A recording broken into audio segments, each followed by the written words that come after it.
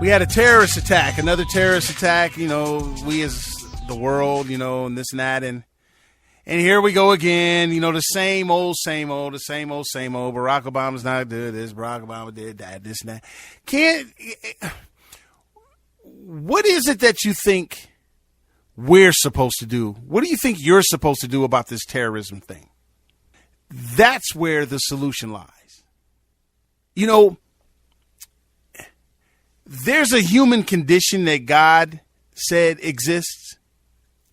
Because some politicians don't want to acknowledge it or not, that doesn't make it not so. And what it is that God said the poor will always be amongst us. So that means the poor in conflict resolution and problem solving, the poor in finances, the poor in vocabulary, the poor in understanding, the poor in whatever. The poor in material things, the poor in success. There's always going to be poor people around us. You'll never get rid of it. That's what God said. Has nothing to do with what Phil's saying. The poor will always be amongst us. But we're also being hijacked by this thought process when they say, is what you do with the least of these. The least of what? What is described as least? What is least? Least of what? See, I'm being tricked to say that if I do not fully support the people, the homosexuals that got killed down in Orlando, I'm some kind of xenophobe. I'm some kind of hater. No, I have no problem feeling for those human beings that have been massacred and slaughtered in Orlando. No, I have no problem with that. The biggest problem that I have is that sin that I am allowed to hate in my freedom of religion, you want to call me a hater. Like I hate the people. I don't hate the people. I hate the sin. I'm allowed to do that. Religious freedom allows me to do that. And so what happens is I get labeled as a hater. Because I don't want to support them and I don't want to clap and applaud for them because the club opened back up. This is the amazing part about this whole ordeal with anything that happens. Is that the club opened back up and everybody is cheering and applauding. So they can get right back to what? Their sin. What if that was a club full of liars? Or more so, the House and the Senate? Are we applauding and clapping because of their resilience and now they can get back to lying? No. What if that was a club full of murderers? That's what they do. They sit, they got a disco ball going, they got music going, and they eat, sleep, and drink murdering. This is what they do. They go out and murder. Isn't murder a sin? They go out and commit murders and stuff like this. And then somebody comes in, 50 of them gets killed, 100 of them get shot, and then now the club closes down. Where I'm feeling for them because they have been shot and things like this, I also understand that they are murderers. And so a week later, they're having on the news where they're celebrating these people get to come back to their place of partying when they're murderers. When are we going to do something to protect the children? When are we going to make a decision to protect humanity from the standpoint of not sinning? Just because you don't want to acknowledge that sin is real or not real, that doesn't mean it's not real to other Americans. When are we going to start saying no to the sin? Wrong signal, you're sending to my child. That's misrepresentation of love. When are we going to start doing that? Oh, we're going to celebrate the murderers when their club opens back up. We're going to celebrate the liars when their club comes back up. We're going to celebrate the homosexuals because they're resilient. They got to go back into their club and do what? See, but when you get disconnected from God like that, then it opens the door for somebody to say that you're hating on them. No, I'm not hating on them. I want to love on them. Just like Jesus loved on me. And what was that? Told me the truth about my sin. And so the love that I reciprocate back to Jesus is to do my level-headed best while he's loving on me to make sure I love on myself. And don't perpetuate love in a way that's contrary to that and you benefit from it. You continue to support these award shows and these people's creativity. And so that means when they are sitting there, are you listening to the lyrics? They are sitting there saying, I'm going to be creative in how I smoke dope and illegal action. I'm going to be creative in how I talk about how I sell a dope with an illegal action. And so now they're there glorifying the fact that over 1 million people downloaded their foolishness. But you're concerned about police brutality. You're training the children to think foolish, brag about being foolish and this and that. And then you got the gall to stand up there and blame the white man.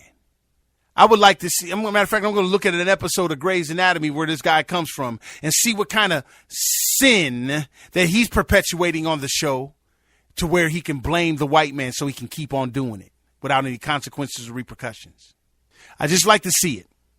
I just like to see how we're going to respond. It's an amazing thing. We're celebrating their sin. That's what we're doing. We're going to help them get back on their feet. What were they doing when they were on their feet? So we're going to help with our religious freedom. We are going to help suborn their sin. What do we do with our children? We're going to spare the rod. We're going to spoil the child. Yeah, that looks favorable in God's eyes. Better yet, when are we going to pick and choose? Or when are we going to pick a side? We're either for God or we're against God. What Braves game? What thing do we have in this community where we do that? Interesting. Interesting. All I know is this, people. We're angry. And I believe it's because we are finding out that we have been scammed. Evil has scammed us to where now you can't even call evil what it is without the president of the United States saying, you're not fair. I'm telling you, man, we can get back on track, people. We can get back on track. All we have to do is get back connected. Understand that our worth, our purpose has rarely to do with how much money we have in the bank and things like this.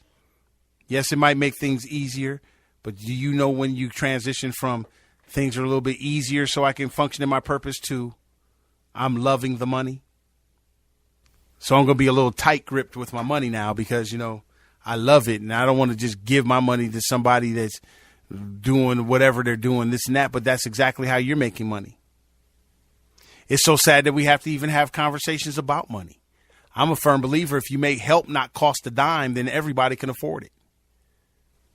Don't you want affordable health care? I like to ask a question of all you Democrats, all you Hillary Clinton supporters. How can the 5 top richest people in America be Democrats and their toilet paper money can send Democrats to school? So if schools were so janky like you led us to believe they are,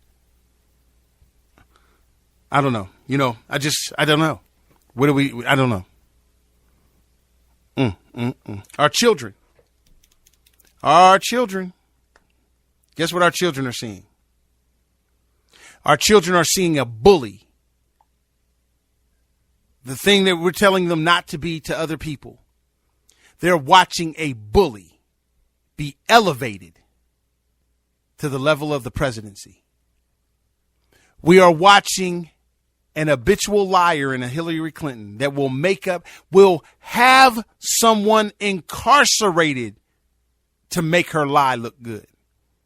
Elevated to the level of occupying the White House.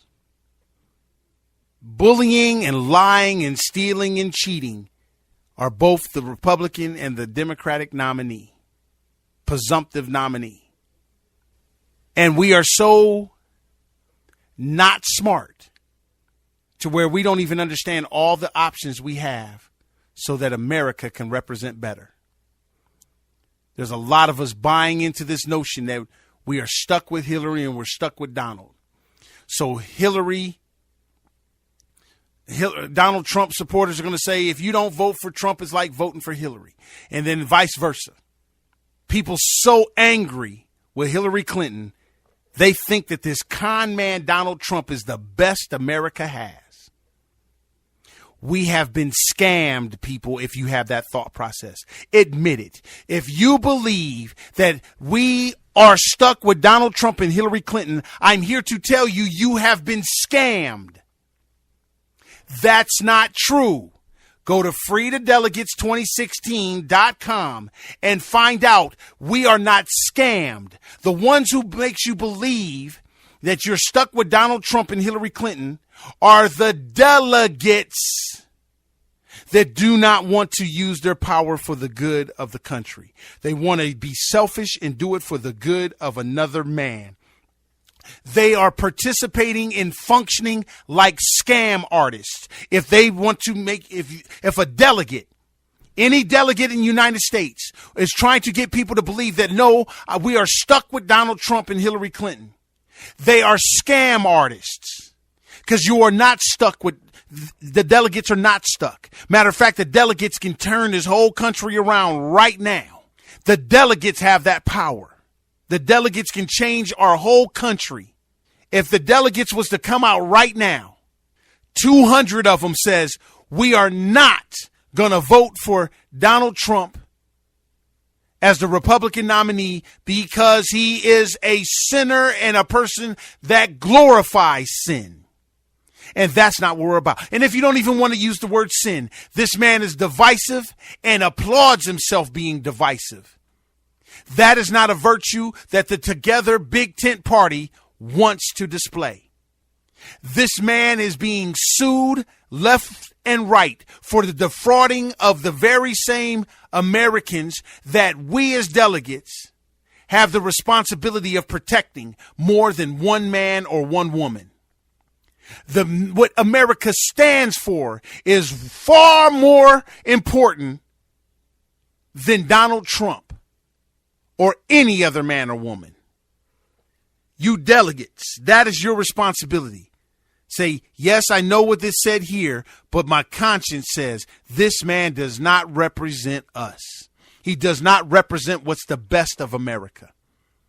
He represents an era of America that we said, no, not where we live, and we ran that junk underground. The Ku Klux Klan, racism, white supremacy. And if you don't want to give that kind of heavy thing, Donald Trump is just plain out freaking rude. He is a rude individual. And that is something that we would not even accept from our children. I'm Phil Williams. Be right back. Phil Williams.